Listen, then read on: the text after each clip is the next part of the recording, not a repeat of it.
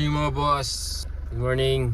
Yan, nasa Kalatagan tayo mga boss. Yan, uuwi tayo ng Las Piñas para kunin yung mga gamit natin dahil wala tayong gamit dito. At tayo pupunta ng Lipa para sa isang Lexus. Yung Lexus na yun, pinalitan ng rack and pinion.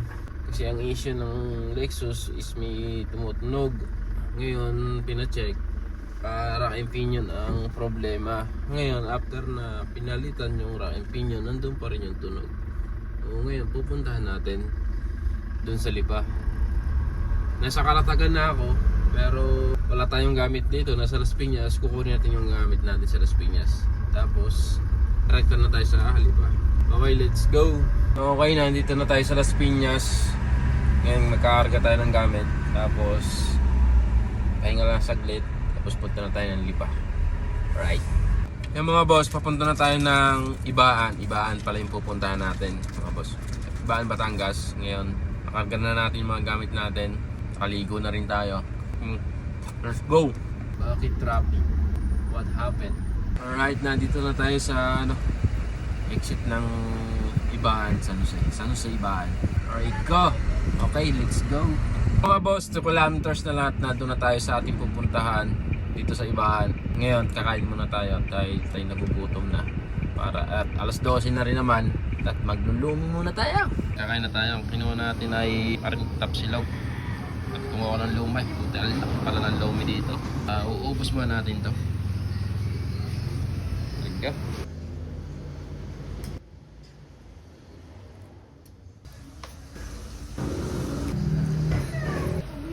Pinabusog ako. Ang daming laman ng isang 75 pesos. Daming laman.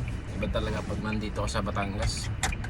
Sulit yung kapag may 150 ka dito, putik. Hanggang hapunan mo na yun. Ipunta na tayo mga boss. Mga boss, nandito na tayo. At ito na yung Lexus natin. Ngayon, check muna natin.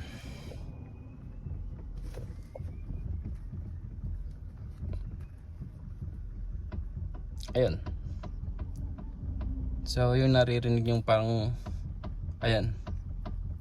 So yan yung tatanggalin natin mga boss. Bali ang ginawa dito, pinalitan ng rack and pinion. Bago na yung rack and pinion, hindi siya nawala. And yun, kinontak na ako ni sir. So yan yung tatanggalin natin mga boss. Let's go. Bali mga sir, tatanggalin natin isang buo to hanggang ilalim. Kasi hindi natin madudukot yan. Yung iba nadudukot, pero hindi. Itong Lexus hindi. Same ng Camry. And after ng 1.5 hours, ito yung tanggal natin.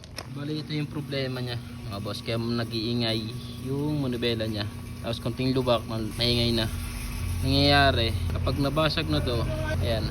Pag nabasag na yan, ang tinatamaan na ito, eto, nagdi-dribble na siya.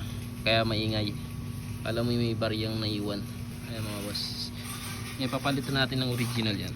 Bali yan mga boss, tapos na yung manibela natin. Ngayon sabay ni sir yung change oil kasi nandito na. So meron tayong Toyota oil and oil filter. Drain na yan mga boss. Okay na, change oil na natin. Tapos ito naka-start na. So,